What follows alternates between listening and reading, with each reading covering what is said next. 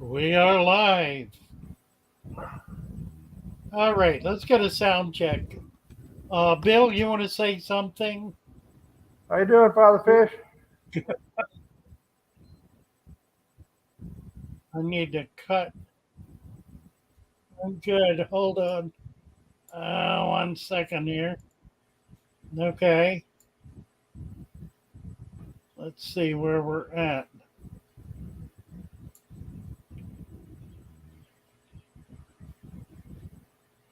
Craig's Catfish Cave says hello, Bill. I don't know Hey, if you can see. You probably can't see the no, I don't the see like chat. Zoom. I don't see how many are here. Can you see the chat?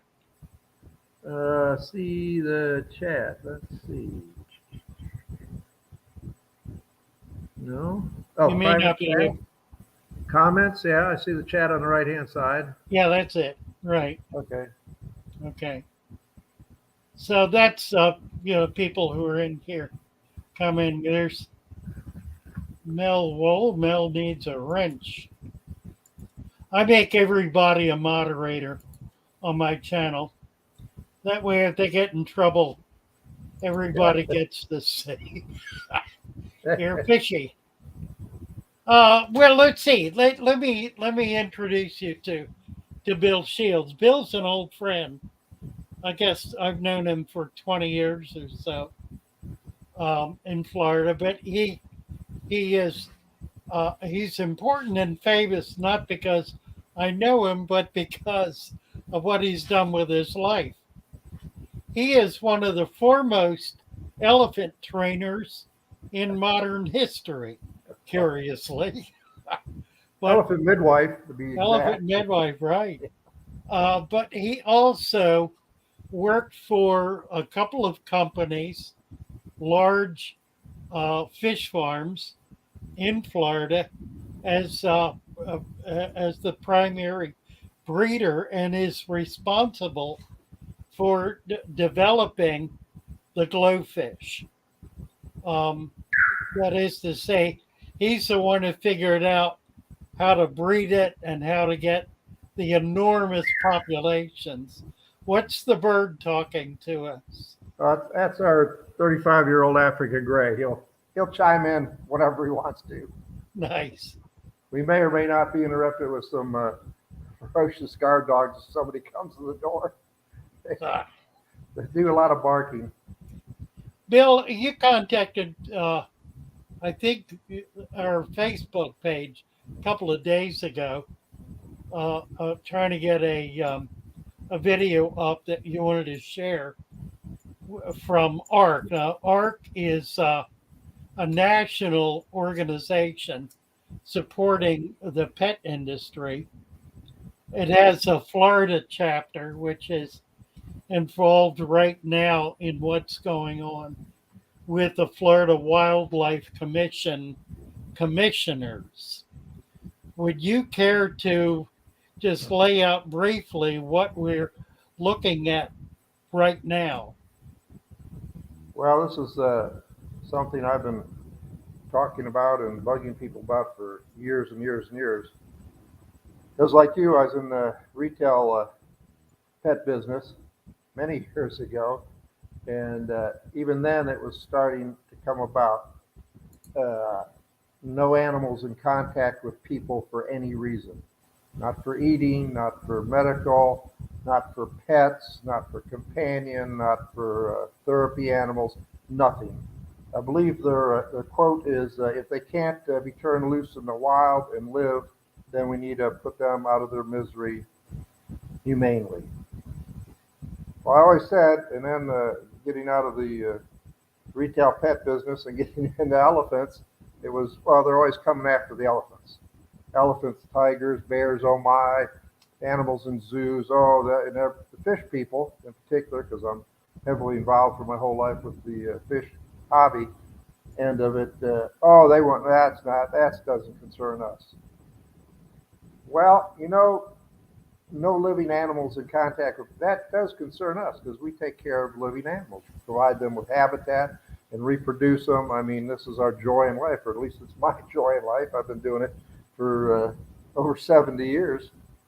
I think I started when I was 6 or 7. And now the FWC commissioners have been meeting with the ARC people, U.S. ARC, which are primarily involved with the reptile end of the hobby and in the industry. They, along with Sandy Moore from Seagrass Farms and Joe Hyduke from Nautilus, where I used to work, they've gone as for expert input. They said, oh, we need expert input. So they had TAG meetings. I forget what the acronym stands for. But anyhow, expert industry and hobby leaders giving input into the commission so they can come up with a informed and intelligent decision. Apparently This was staff, right? Yes. So apparently they've come up with the kind of like the corporate world. Oh, thanks for your input. Couldn't have done it without you. This is how we're going to do it. So their idea is coming up with a white list. I don't know if people are familiar with a white list, but that's any animal that is allowable, non-harmful by their interpretation to the ecosystem, environment, or whatever. The numbers evade me, but there's tens of thousands of animals, birds, reptiles, fish, that come under this classification of a white list.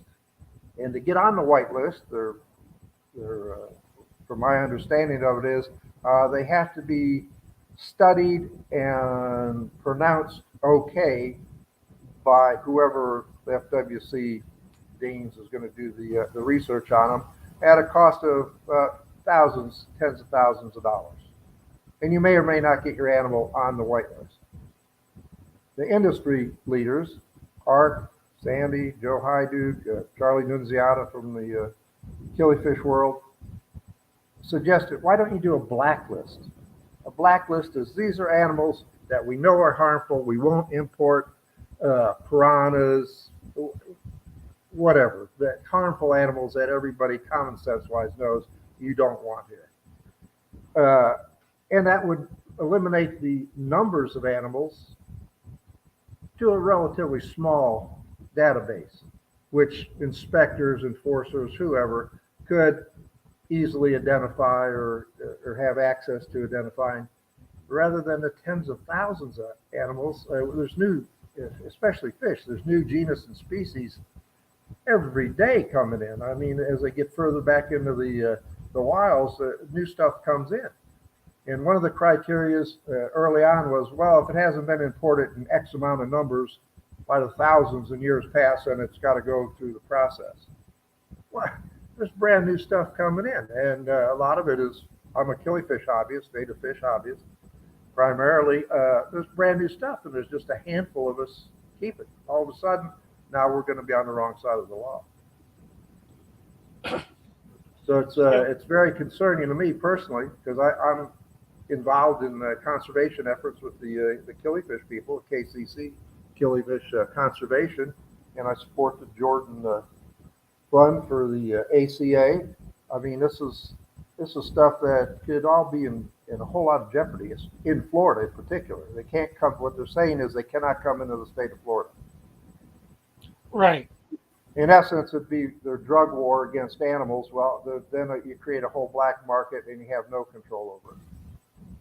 And these are the same people that put the peacock bass in the southern Florida because it's a great money-making, money-generating sports animal.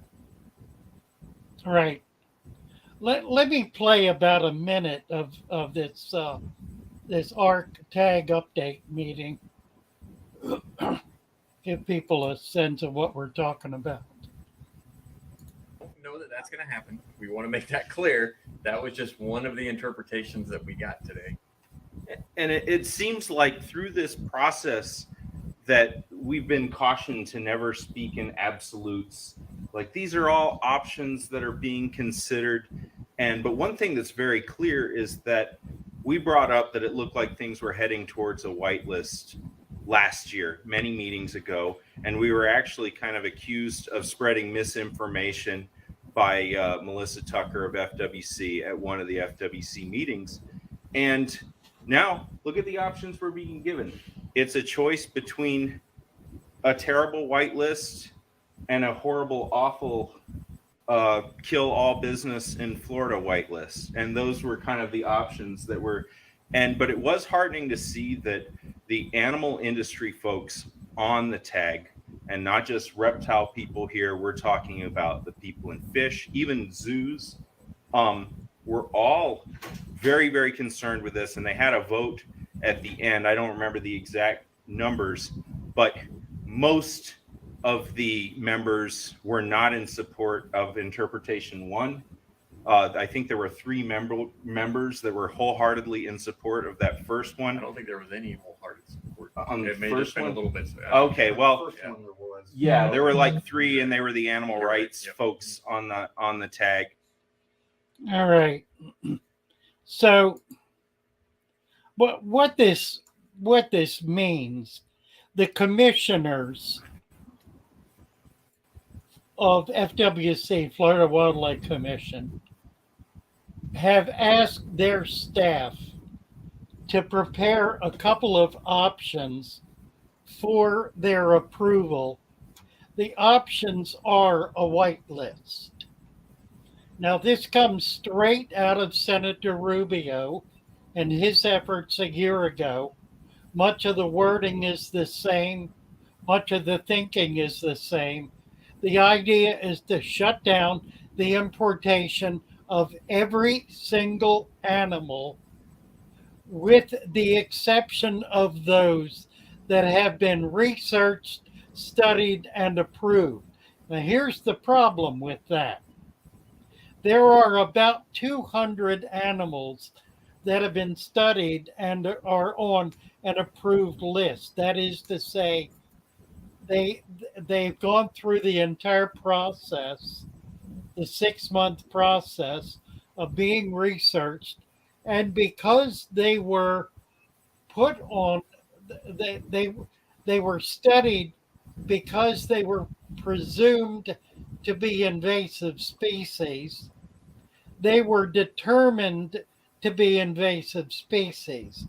What this means is there may well be no species that are currently approved under these guidelines for sale or importation into Florida.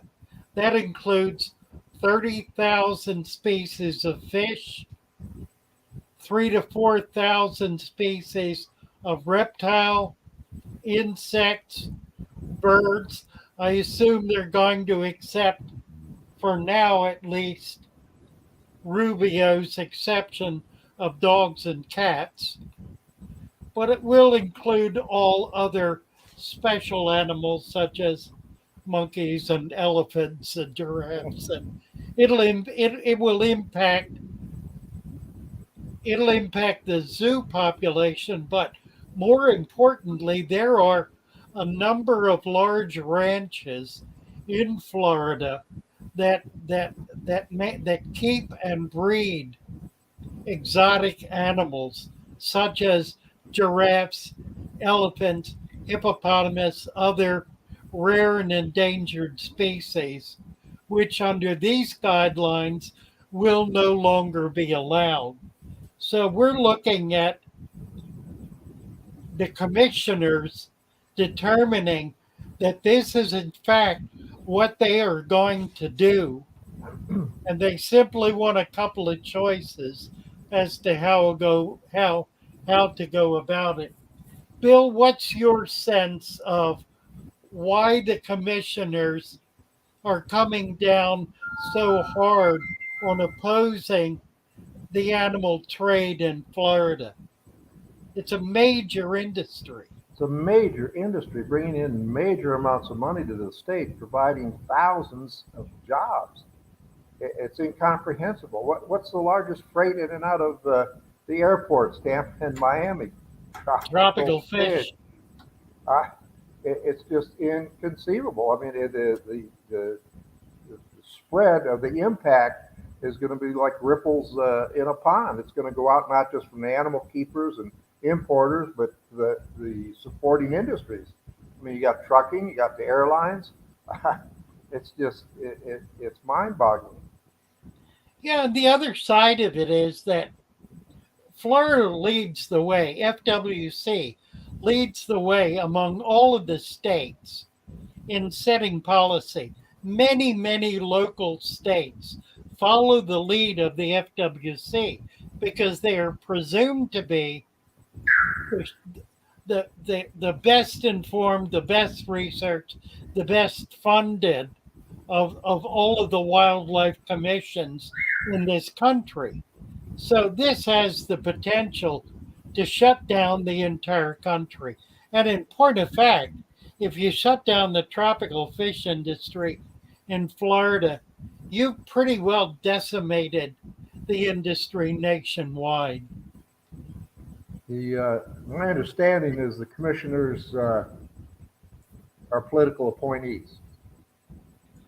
That doesn't mean they had expertise in the area, but for whatever reason, they got the position as a political appointee. Take that for whatever you want to derive from it, but that doesn't necessarily mean that they knew the animal industry, the animals.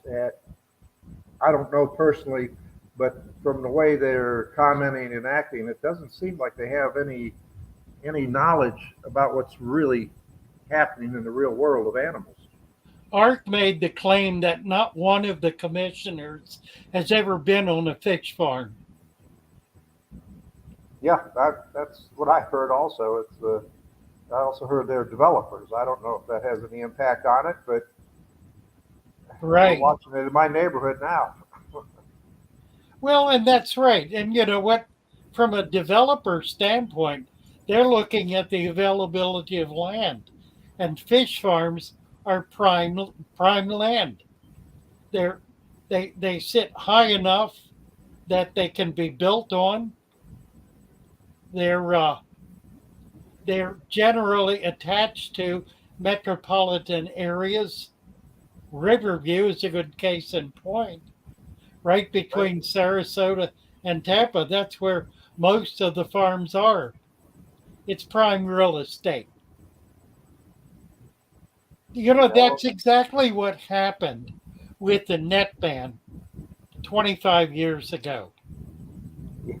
The net ban was imposed because of the influence of, of the marina industry that saw local fish houses as as holding prime waterfront real estate that if they were shut down could be converted very easily with no regulatory complications into marinas. Marinas, of course, are dead zones. Nothing lives near a marina. The paints, the toxins, the fuels, all of the chemicals that go into the water around marinas kill everything. And that is precisely what's happened. Every single fish house, and there were thousands of them up and down the west coast of Florida. Every one of them is gone, and they've been replaced by marinas large and small, creating a vast, foul stench of rotten, fetid, foul, dead muck that nothing can live in. That's precisely what we're facing today. And it's happening for exactly the same reasons.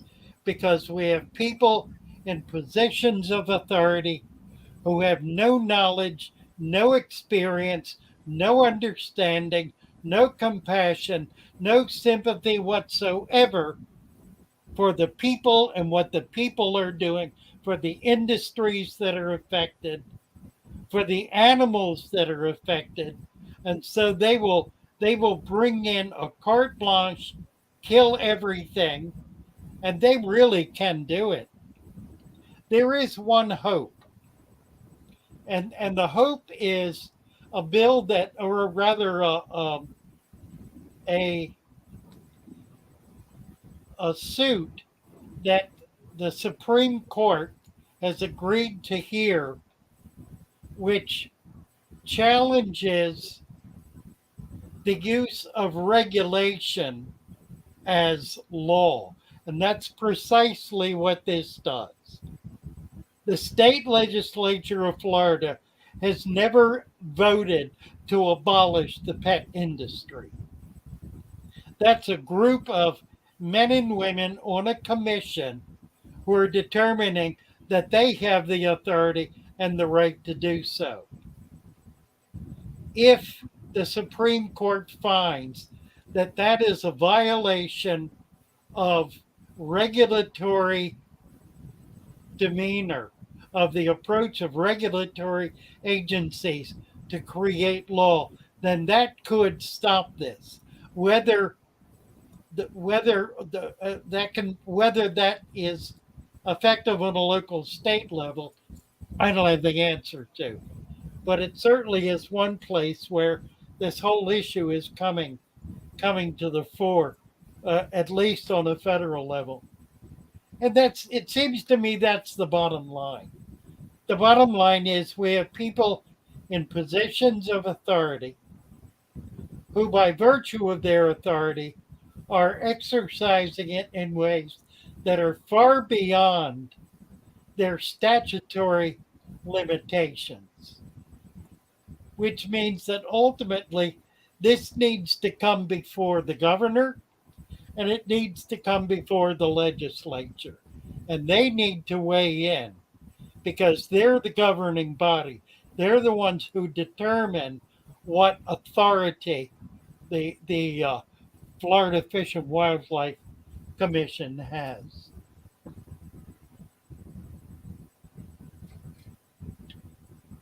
And we can only hope for brighter skies.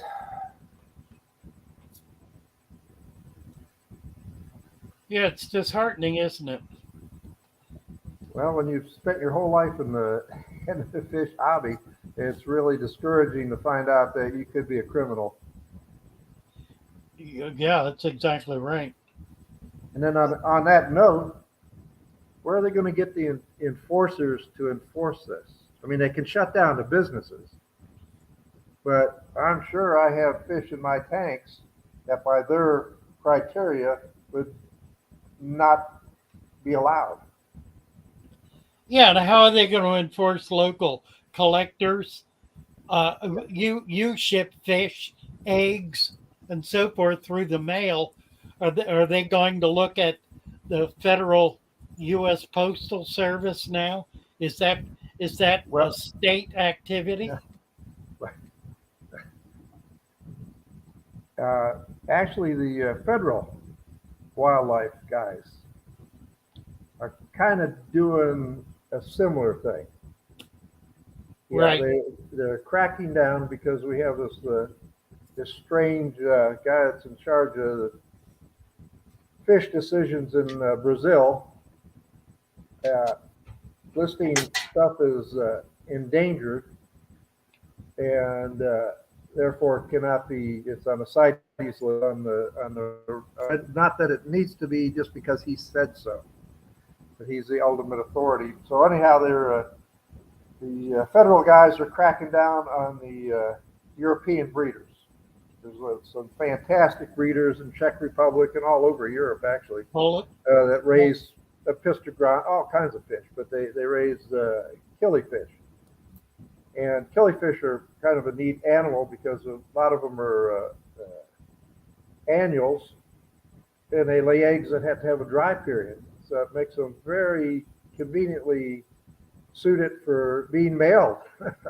You can put the eggs in your soil, your core, or your peat moss, and send them. And whoever receives them waits the appropriate amount of time, 3 months, 5 months, whatever it is. There are all kinds of hatching incubation periods, and hatch them out. And there you go.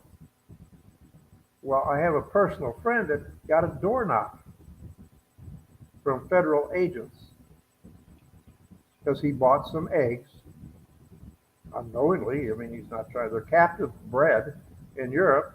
He bought 3 bags of eggs. They came and knocked on his door and threatened him with imprisonment, a fine.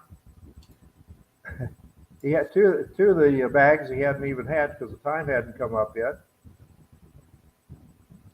And I went to the, because I am a fish addict, I went to the Louisville Triple Crown last summer, and it was pretty wild. Over 1,000 attendees. It was the cichlids, killifish, rainbow fish, and live bearers, all in one spot. Yeah, we got to see Rusty Russell's fish house, and he treated us to the barbecue. But that's really an experience you need to have once in your lifetime. But yeah, Mr. Landry, I believe his name is, gave a talk at the one of the big presentations, and yeah, jail time and a fine for mislabeling, trying to sneak them in.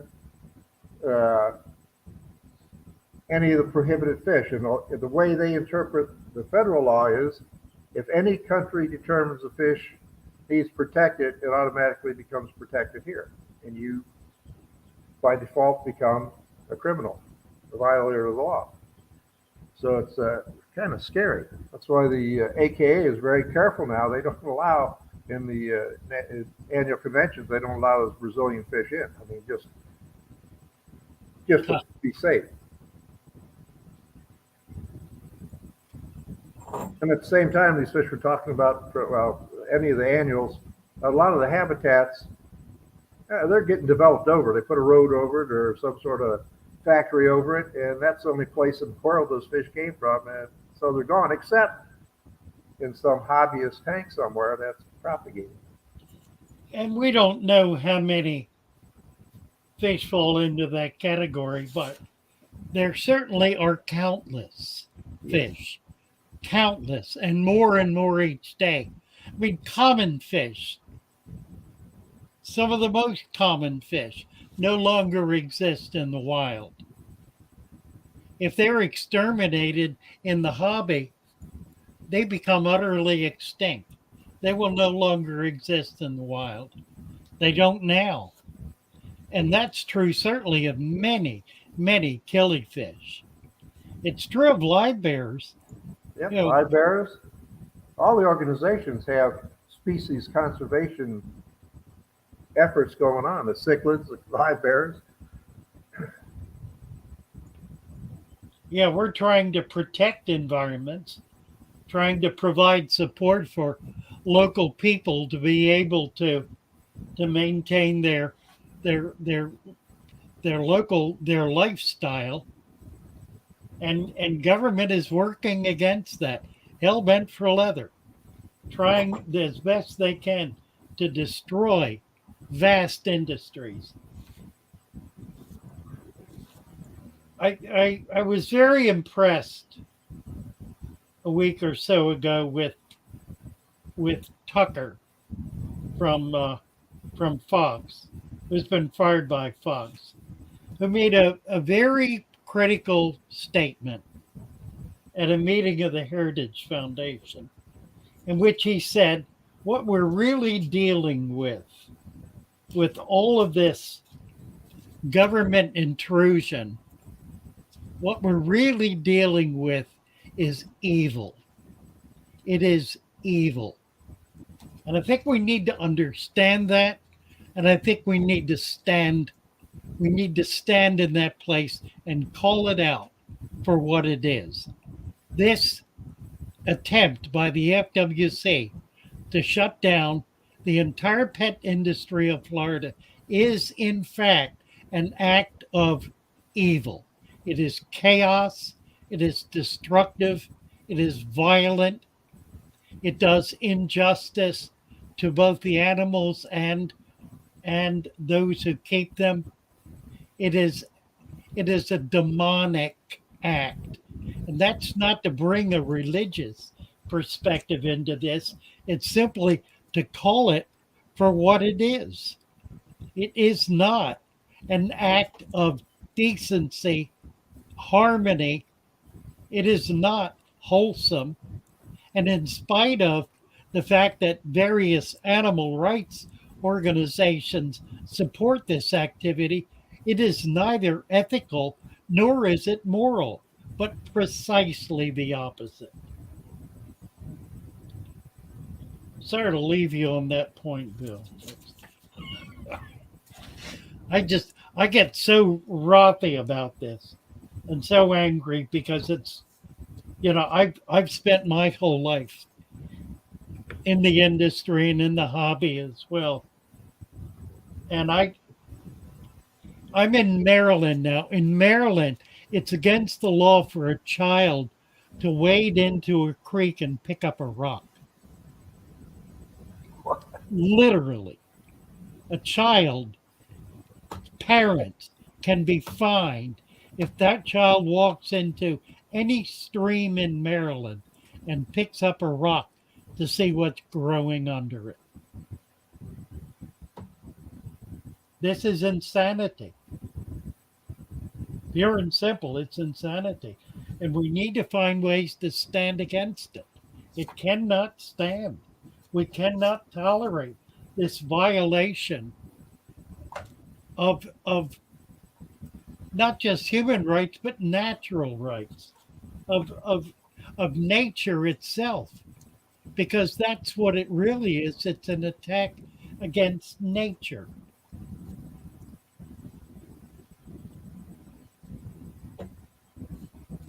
Bill, I want to talk with you a little bit about fish. We'll get off this a bit. I do have a few fish.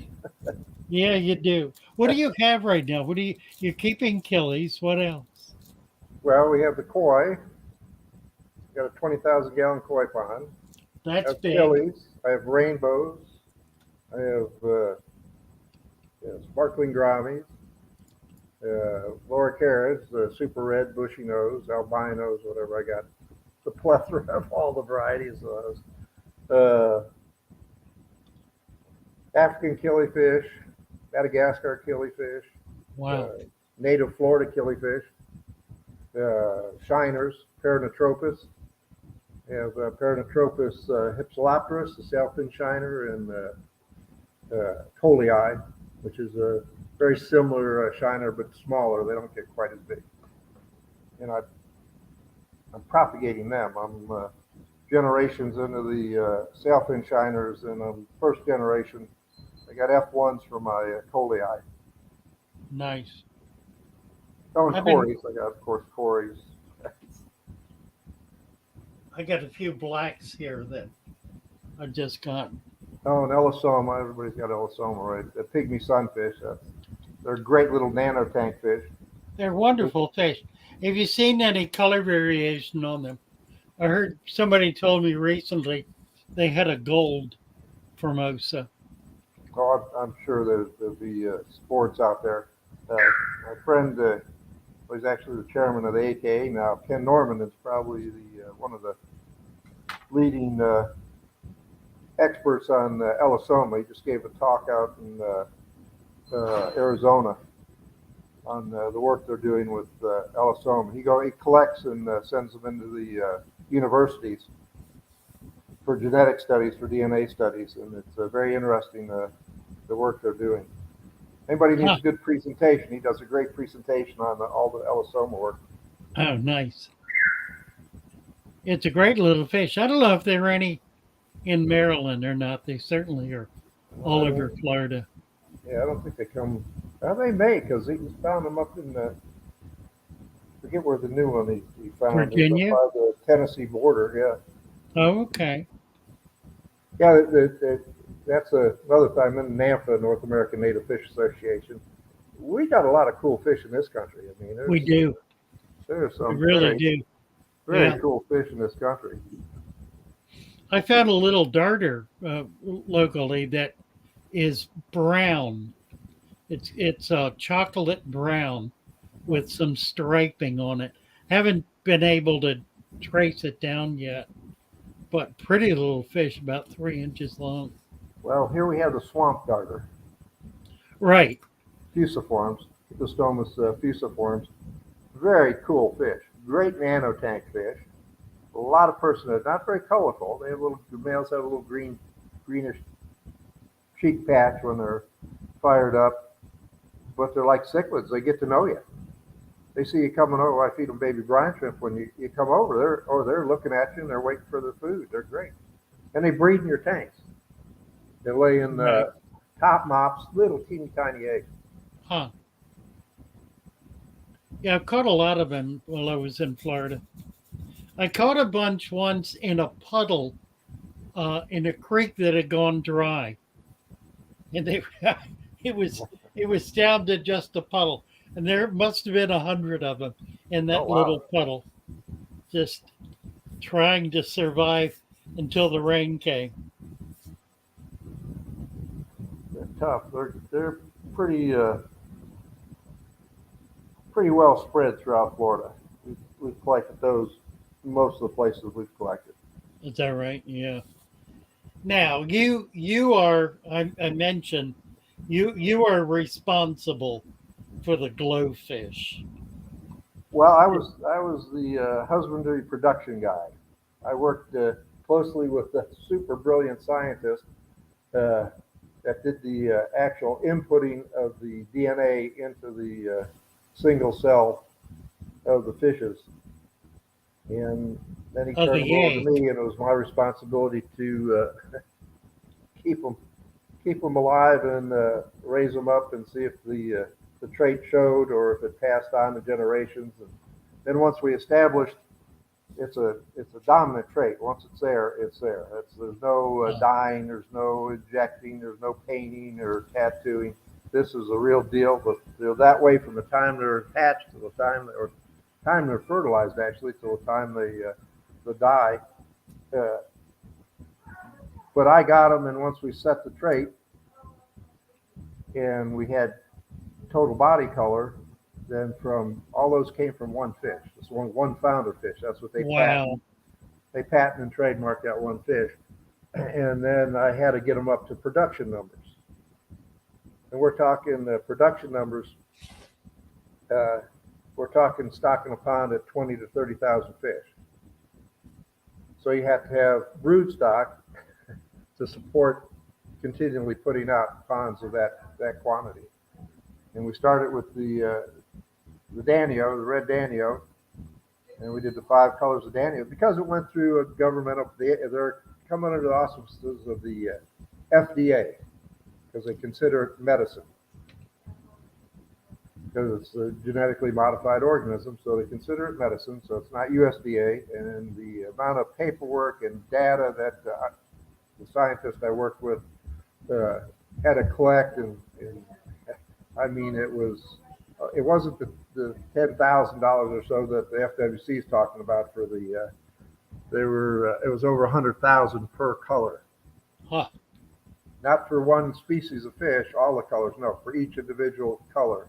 They had to run all the tests. They had to do LD50s at a point at which half the animals die for temperature, for the productivity of the species, if they produce more or less. I mean, he did volumes and volumes of papers. It's like doing a doctorate thesis to me on each animal. So but he did the injections. It all starts with a single cell, a fertilized egg at the single cell stage. The plasmid's put in, and off it goes. And it always doesn't take. Nowadays, I've been retired for 15 years now. So I'm sure with the CRISPR technology and the innovations of the DNA stuff, they can more accurately put the color where they want it on the DNA. That was a problem. You put it in, and sometimes it inserts in the right place, which would show Huh. color.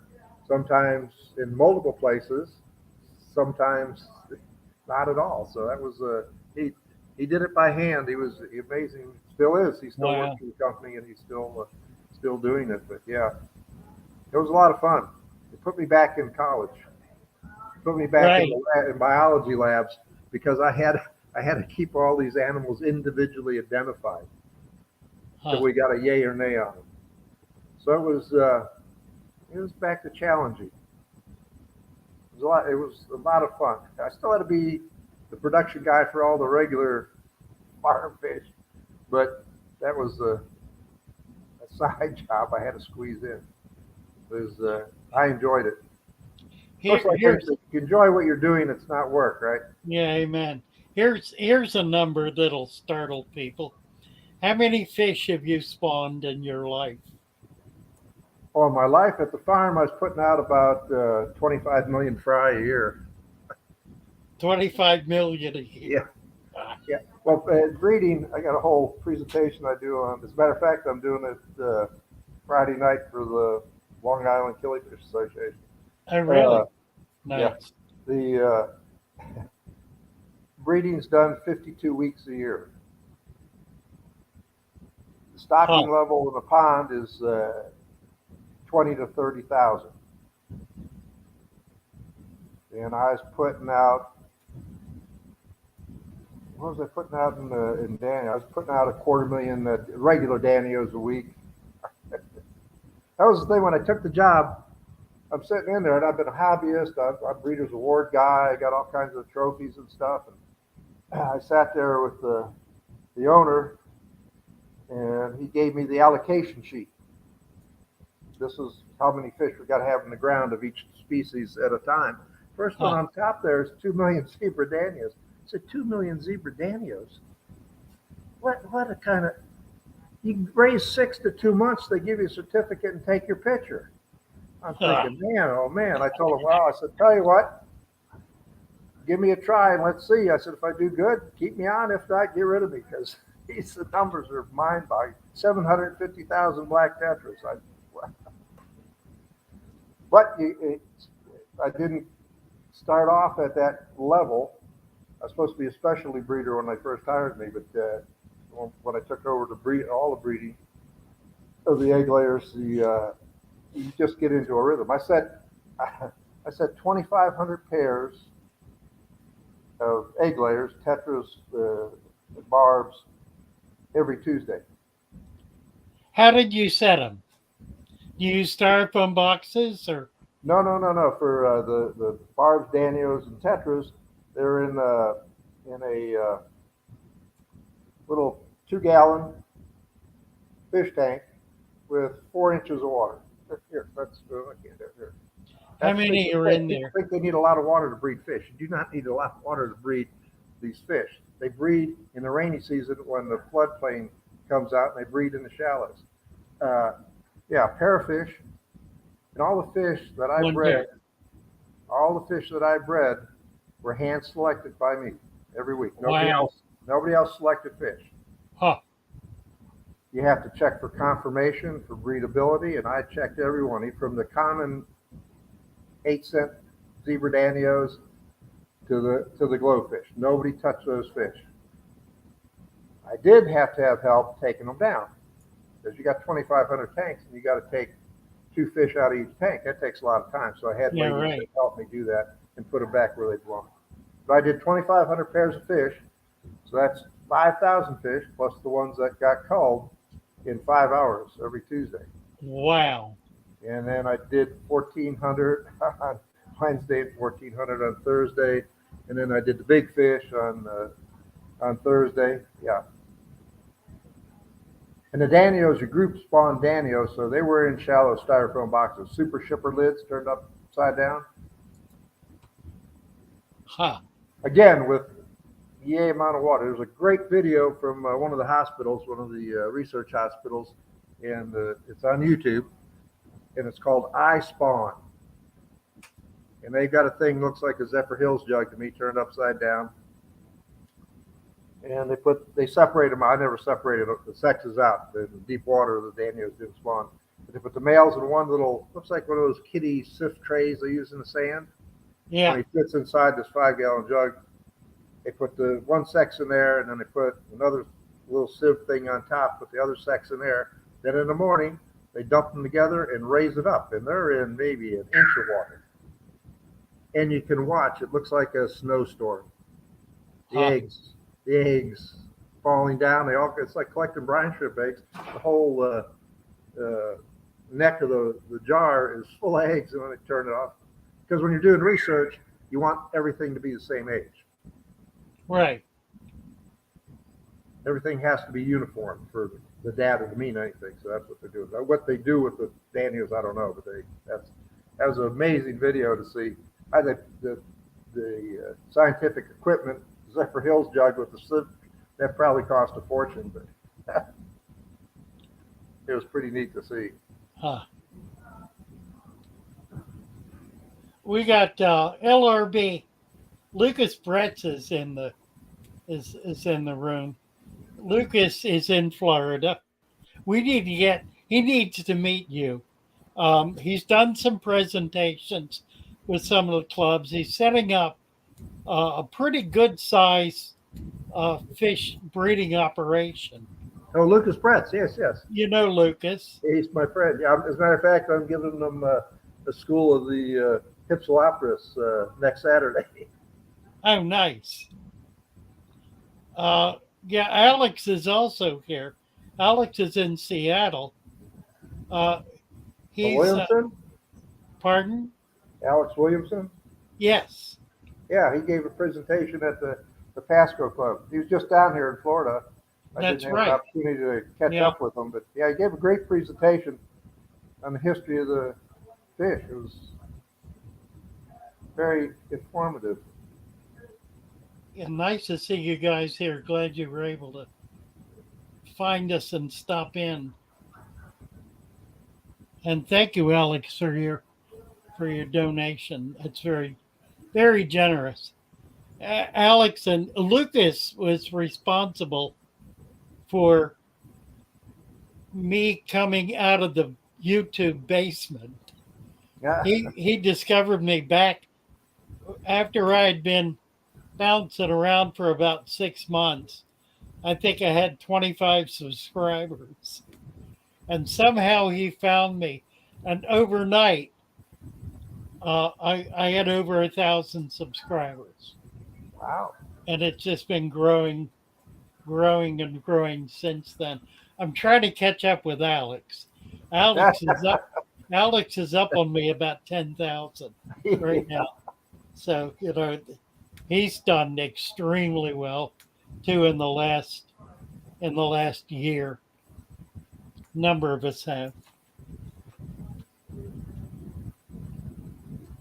Well, I really appreciate you coming in, Bill. I've been wanting to get you in here and talk about fish since I got back to Maryland Yeah. because I miss everybody.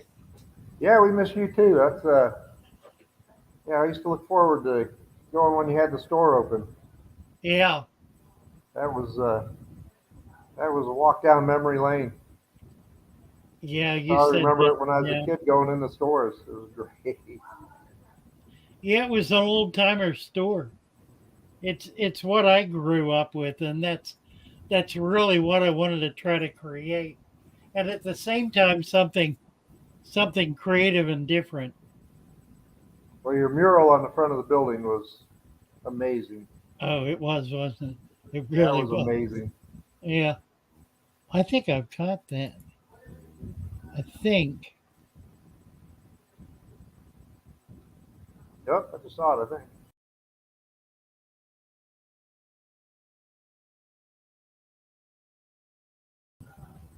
Yeah, you can't tell me you walked past that store and didn't want to go in. Yeah, really. Yeah, that's,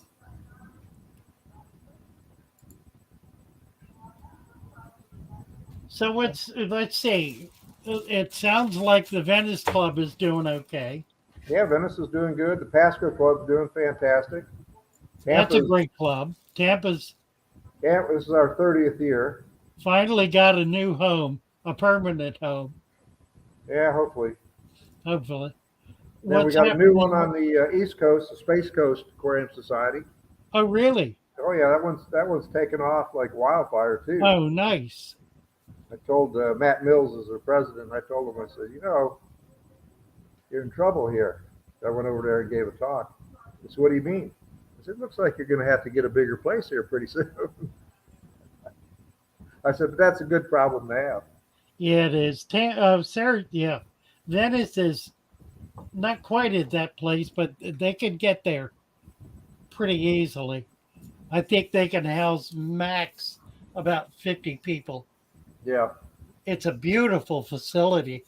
They're in a community center that is one of the members of the club uh, Chuck Heidelberg is a member of that community, so they get the use of it free, and it's a beautiful building. It is beautiful. Last time I saw you in person was at that building. That's right. That's right.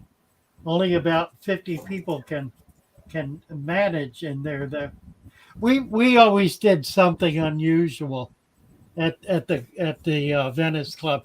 We always have a meal, and they've continued to do that. I don't know how much longer they will, but it's a $5 meal, and we've got people who thoroughly enjoy preparing it and providing it.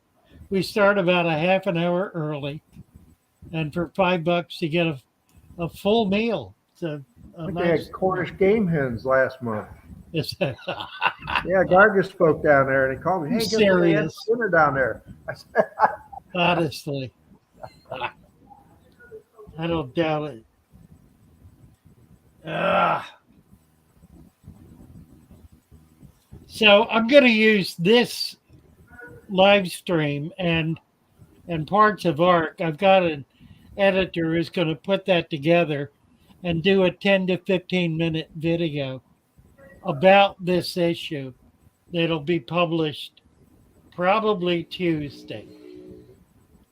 yeah, but there's links on the Tampa Bay Aquarium site page. I put it up. I think I put it up to most of the clubs. For if you're a Florida resident, to write to the governor. I'll make sure that gets. And also, Joe Heiduch put one up to, there's a link to write comments into the FWC commissioners for whatever good it does. But it just, if you're a Florida resident, be polite, be courteous, just hit them with the cold hard facts of what's going on. I would assume that the governor is going to wind up having to weigh in on this if it goes much further, don't you think? I would imagine so. The economic impact is going to be Exactly. staggering. Yeah. And maybe they don't care about that, but if they don't, the governor's going to need to say so. Yeah, let us know how you stand. Really. And the legislature, it's really up to the legislature to make these kinds of decisions. It should not be a regulatory issue to shut down an entire industry. Well, there's already federal laws in place. All the fish and all the animals that come into Florida have to pass through the federal The federal, yeah, wildlife. that's true. Yeah, you have to have permits. Everything has to be delineated by species, by numbers. I mean, it's all there, and they're all inspected at the port of entry. Right. Well, it hasn't reached the point yet where we have a federal whitelist. They tried real hard, but it didn't happen last year. Well, the no animals in contact with people, the death of 1,000 cuts. That's really the issue, isn't it? That's the underlying issue. It is. Any little gain for them is fantastic, and it's a big loss for us. That never comes back. It's what the foundation of my teaching about natural aquariums really is all about. And I find there are so many people who really, they may like fish or say they do, but they really don't like nature. They're afraid of nature. They want to keep nature out of their tank. They want something that's sterile and pure, as though fish could live in such an environment. But I think that's what we're facing. We're facing the notion that human beings need to be extracted somehow from the nature system. And of course, the impact of that is the death knell of nature. I mean, we're such an integral part of it that to try to remove us from the nature system destroys us and destroys nature. It's like I said, it's diabolical. Well, having been in the animal world, people grow, and kids especially grow appreciation and have a bond when they see a live animal. Seeing it on the screen, that's nice. I mean, I can go through the phone and look at all kinds of fish pictures. Not quite the Right. same as having them and observing them in their as natural a setting as we can give them, and then reproducing them. Reproducing them is that hooked me. I had the first fish was guppies. They had babies. That was a little kid. I was fascinated by that. And then when I got a little older and started actually being a hobbyist, my first breeding pair of convict cichlids, they're special because they sold them to me as a breeding pair. Didn't know at that time that if you got a pair, they're a breeding pair. But the the parental care of the cichlids, I was in. I was hooked. There's no get. I still Right, right. when I hatch eggs, when I get eggs and I see them, the killifish eggs, you can watch develop because they take longer to develop than the tetras and barbs and stuff. But you see them develop, and then you see them hatch. I still get the same exhilaration, the same thrill. It's when I first saw it. It's you have to be able to connect with nature to love nature. Amen. Yeah, you can't be afraid of it. I get it all the time. I make it a point to tell people to go out to their local pond and collect a handful of muck and put it in their fish tank. And it's amazing to me how many people are shocked, aghast. You can't do that. You'll bring parasites in. It'll kill everything in your tank, as though nature were somehow a disease. Exactly. Yeah, we lost the fight. The big money fighting against getting rid of animals was Ringling Brothers, Barnum and Bailey. Right? Mr. Feld. He Yep. fought them and fought them and fought them because he had the money to fight them, and they kept after him and kept after him, and they couldn't do it federally on a national scale. So what they did, like they're doing with many other things, they get into these city commissions, and you can't bring elephants into the city limits. Right. So now you got the circuit. Well, you can't go here, you can't go there. And pretty soon it gets pretty difficult to navigate a trip plan, a route. In circus, they call it a route. So that got very difficult. And then they came up with a paid witness in a trial for animal abuse against Ringling Brothers. Huh. And then they found out that the anti-animal people paid the witness Right. to fabricate a story. Well, Ringling Brothers, Mr. Feld won a judgment against PETA and PUSUS, Huh. Humane Society of the United States, for millions of dollars. I'm sure he never got a penny of it because judgments don't mean you get pennies. But it kind of puts them back on their heels. And then it got, at some point, Mr. Feld decided to turn the business over to his daughters. And the daughters said, we're going to take the elephants out of the show in a year. Huh. Whatever influence was on them, they upped it and took them out pretty quickly after they controlled the circus. Sales went to nothing. They closed the circus. Right. A couple days after that, they closed the circus. It was next on the list, SeaWorld. SeaWorld buckled for a while. Oh, okay, no more orca shows, no more. And then they came after them and said, oh, you're humiliating the animals when people look at them. You can't have people see them. Well, they get a little, as we like to say, they get a little froggy and overstepped what they could push. And SeaWorld said, no, we're not going to not have people look at them. I have a friend Same who, people that we don't. Well, you got a Free Willy. We all know what happened to Free Willy, right? yeah, right. Yeah, he couldn't make it in the Right. wild.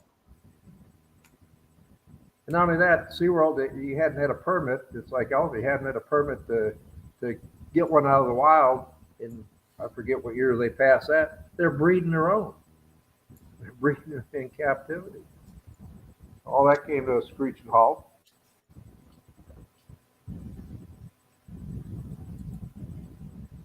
I have a friend who owns a zoo in Maryland. Rick Hahn is his name. It's the Catoctin Mountain Zoological Park. It's about 100 acres. Beautiful, beautiful park. He's got about 1,000 animals. The animal rights people are there filing complaints every day, every single day. They'll do things like they filed a complaint one day because there was a dead mouse sitting on a bench, on like a little table bench in an owl enclosure. Yeah. And of course, Maryland animal, whatever it is, had to come out on the complaint. It was food. They were feeding the owl. It was its meal for the day. Just insane stuff. Totally Yeah. insane. You need to read some of their literature. Yeah, Carnivorous animals and what we have to do about them. Yeah. I know. There's so much about what's going on. So much about what's going on that's completely insane. And of course, this is insane. Whew. Well, this year I did something I said I've been going to do for years. Yes. Because the koi spawn by themselves, okay? When the temperatures come up, we've had a goofy winter down here. It was cold, hot, cold, hot, cold, hot. So I kept, when it gets cold, water gets cold, I don't feed them. Or feed them very sparingly.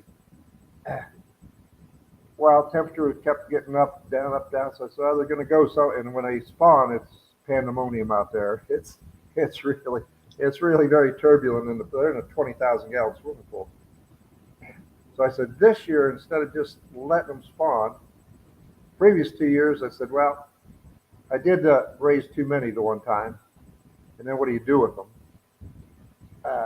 The club's only, it's kind of like zucchinis or tomatoes in the summer.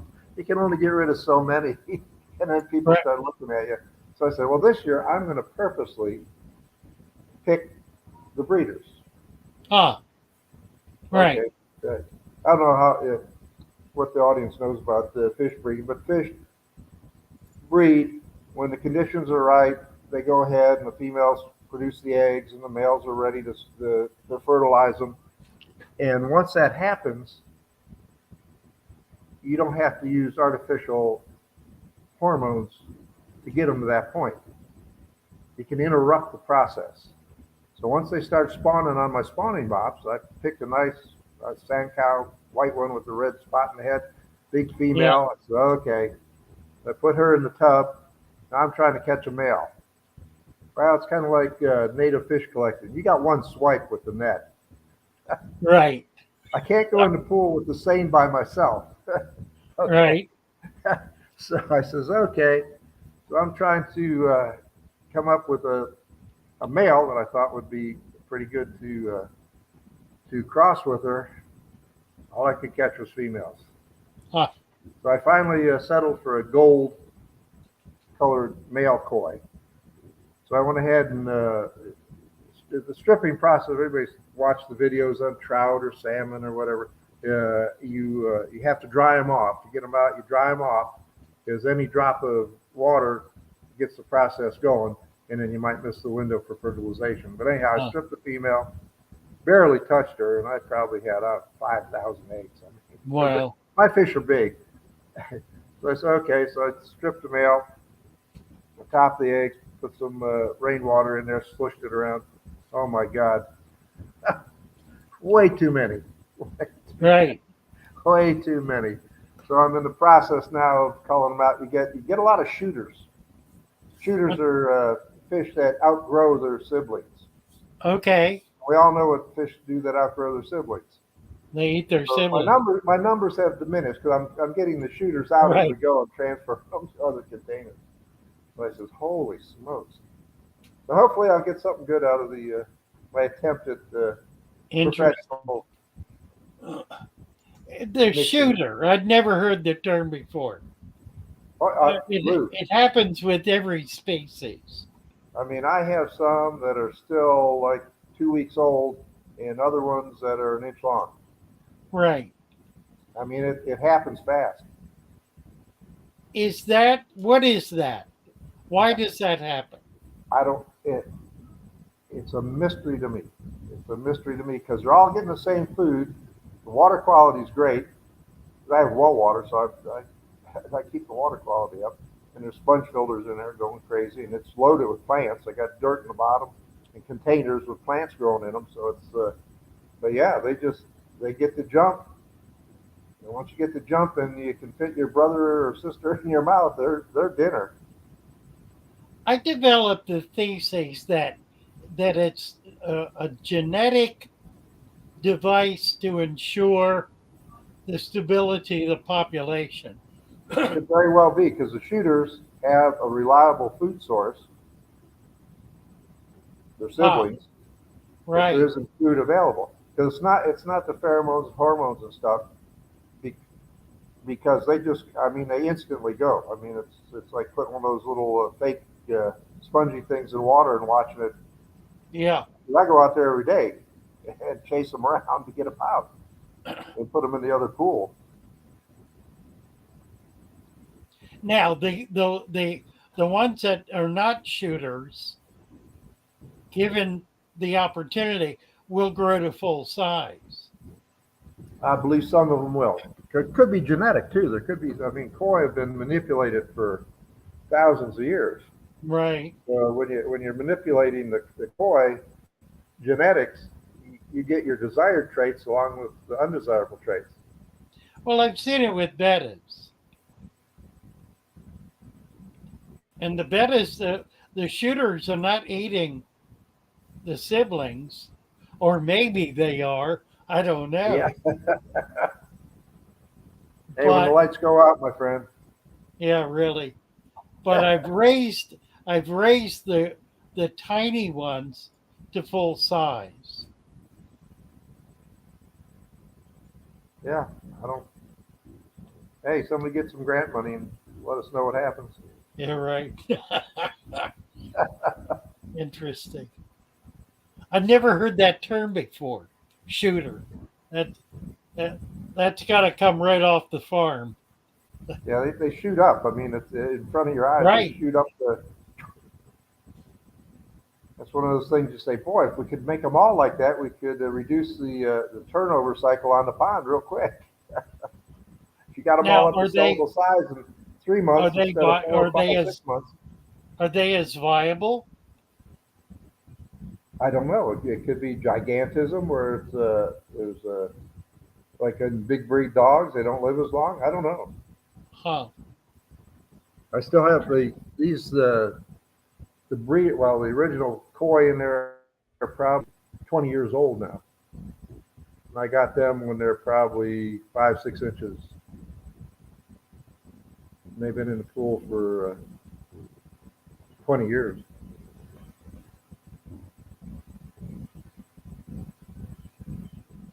I'm just reading some of these comments. I don't see any of those. Well, maybe Alex and Lucas are holding forth here. They're having a good time. No, I don't need the comments. Oh, there goes. I just see them now. They came up. Oh, good. Sorry about that, guy.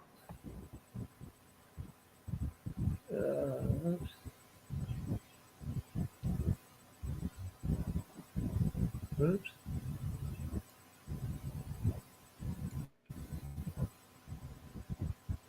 Oh, it goes fast. But you,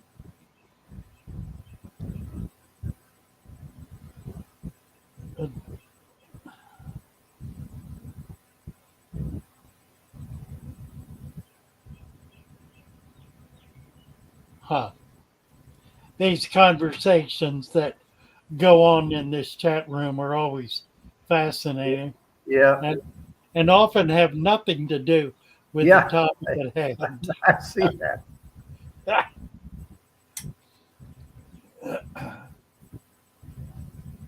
See how many people are here. 102. Well, there goes. There's a paper I see. Let's see if I can roll that down. Lee, I'm hoping to be able to get to England this fall. If things work out and I sell enough plants, I'll be able to afford to do it. I'm going to go get my updated visa and start putting it together. I need to get to Denmark and Germany as well. And Ireland. I got people in Denmark, Ireland, and Germany who I need to visit as well. So maybe we'll just do a, a, a round trip. That would be fun. Get into the EU.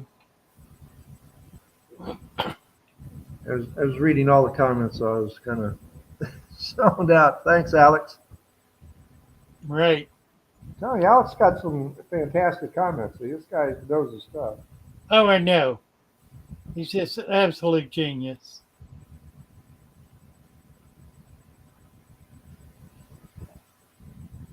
It's been such an experience for me to do this YouTube thing because it's put me in touch with people literally all over the world. Mm-hmm. There are people right now. Somebody was from Libya earlier today, left a message.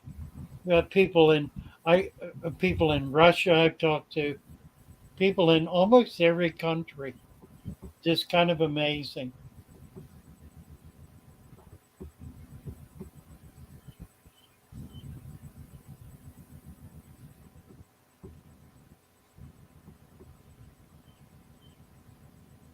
Ali, I'm not sure I've got your email.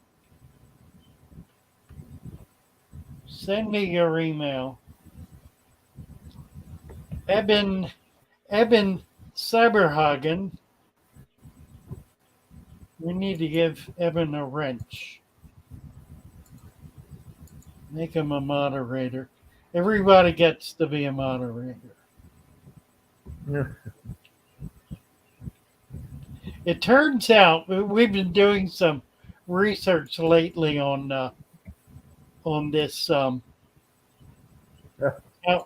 to grow on YouTube, and it turns out that sharing is a really important part of that. Getting people sharing a post on other like Facebook and Twitter Mhm. and so forth. There's a funny comment to me because I'm a killifish guy.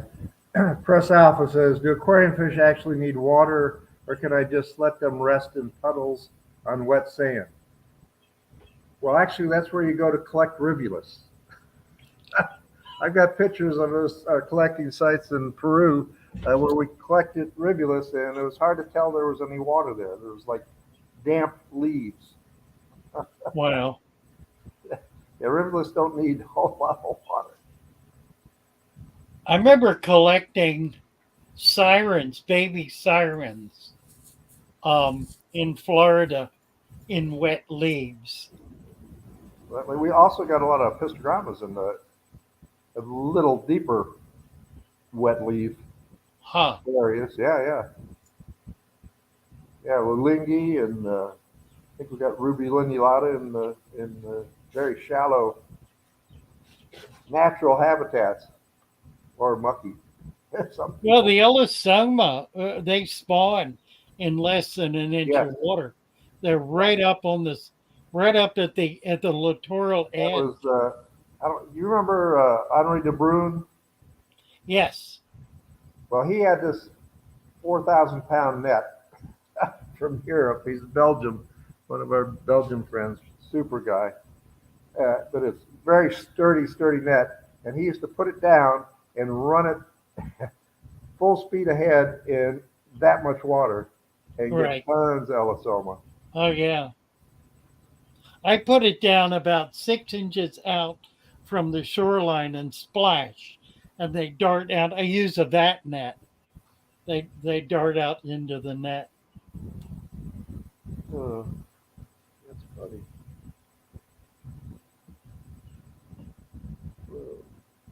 Neat. Yeah, LRB's down there now, enjoying all the native Whoops. collecting.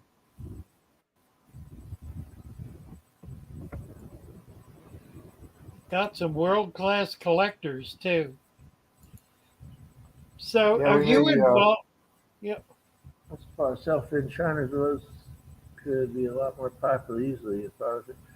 Yeah, LBR Aquatics saying about the self-fin Chinas. Yeah, all the Paranotropus are fantastic fish. They're schooling fish and they're instant aquarium fish. They adapt to flake food, pellet food. I feed a variety of foods, but they'll do fine on flake food. I was just looking for the collecting guide. I normally have it in my shelf. What's We happening? may or may not in the next year or two reprint. Is The there a new cheaper? Is there a cheaper way to print it? No, the way it is yeah, well the Because of the maps, our cost was $30. We sold it for 35 and donated 5 to Nampa. right? So we made the SKS, the Suncoast Killifish Nampa group made nothing on it. It was just for the good of the order and to Well, help Nampa out. yeah, it's an amazing piece of work. And we had to revise some stuff, especially with all the new Elisoma data coming out, and some new pictures and sites. But yeah, that's actually on the slow back burner right now. But we're I'm glad to hear that. What has been determined about the Everglade? Are there subspecies or? 'Cause I know I was catching stuff that they looked they were Everglade, but they were different from each other. yeah, you gotta go to Ken Norman. He is the man. He's got we just watched his presentation 2 months ago on the different ones. Some in Florida, some further north, and I think Louisiana. One I think in northern Huh? Alabama. Can't remember, but yeah, he's need to get him on. That would be good. Yeah. Get him on and have him do the presentation because it's very interesting. I mean, the the good thing about Ken is he knows all the researchers, so he collects for them. Oh, right. He collects for he's been down to Panama collecting samples for the Smithsonian also Huh? several times. Yeah, so he's well known, well respected, and LRB is saying he lives in Canada and is from no, a no, no, no. Ken Norman lives in Jacksonville. I was just at his house 2 months ago. big speaker on rainbows. Huh? I guess he's moved. Not Norman. It's He may have Norman been Din. I talking mumble about sometimes. somebody else. Norman Din. He's the chairman of the AKA, American Killifish Association. Right.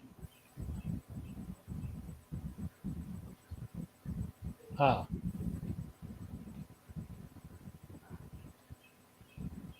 Nice.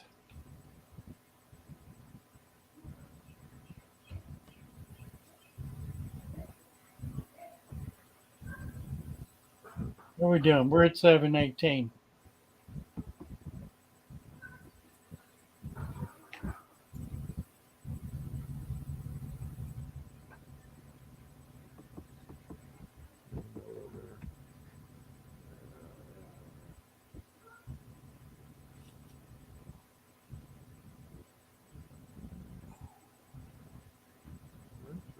Huh?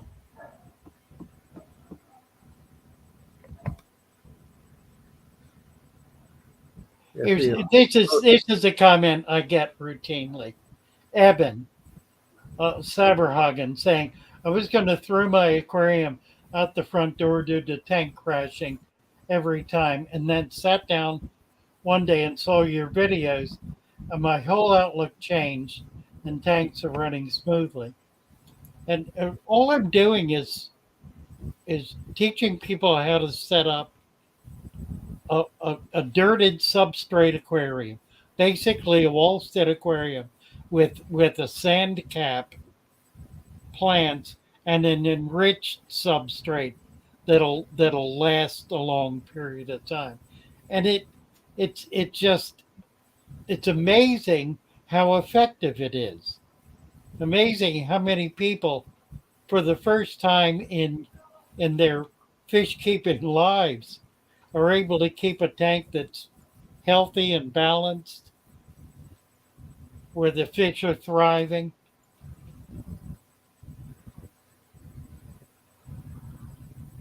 Amazing.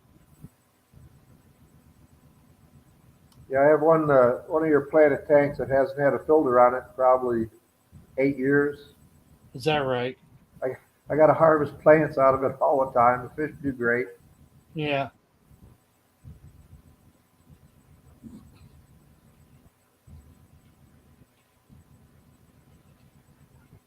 Well, I think where are we? I think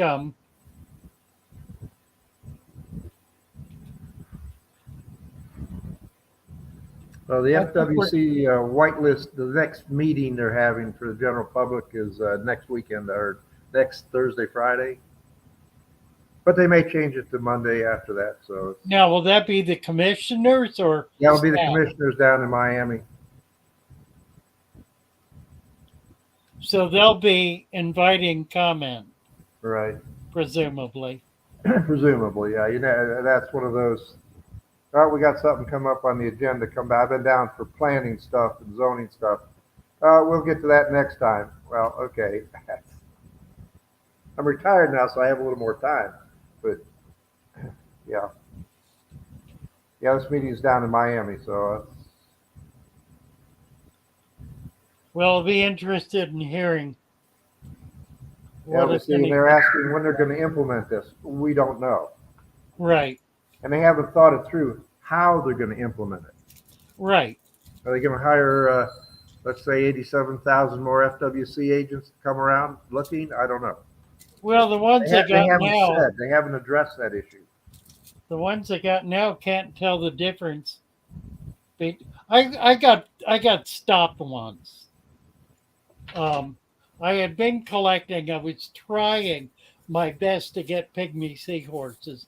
Thank God I never got one because he'd have railroaded me. He was convinced that they were protected species, but I did have pipefish, and he was allowing us out. He was going to let me off on the pipefish. But through the whole conversation, it was real clear he had no idea in this world what he was looking at, what was legal, what was not. He really did not know. But he's out there with a gun and a ticket book He's and a got the pair of ticket book. handcuffs. You know, Yep. he can haul you off to jail Yep. or shoot you.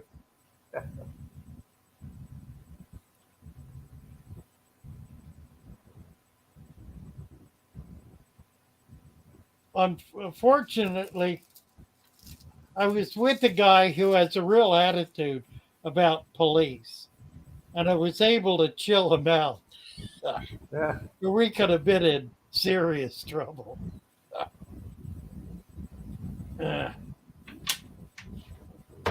Well, Bill, thank you for doing this.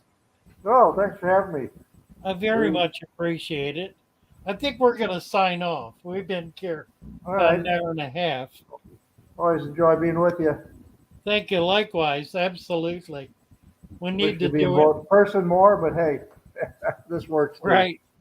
We need to do it more often. I need to get back down to Florida. I don't know.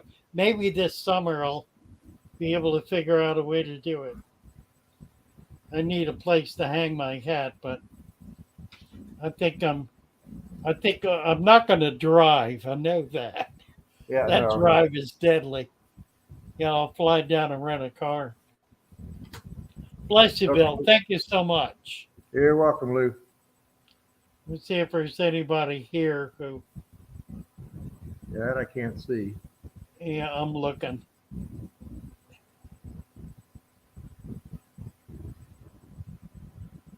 I think we're good. Thank you all for coming by, guys. Good to see you, Alex and Lucas, Kenny. Good to see all you guys. Nice to have you with us. Take care, all. Love you. Bye for now. Goodbye.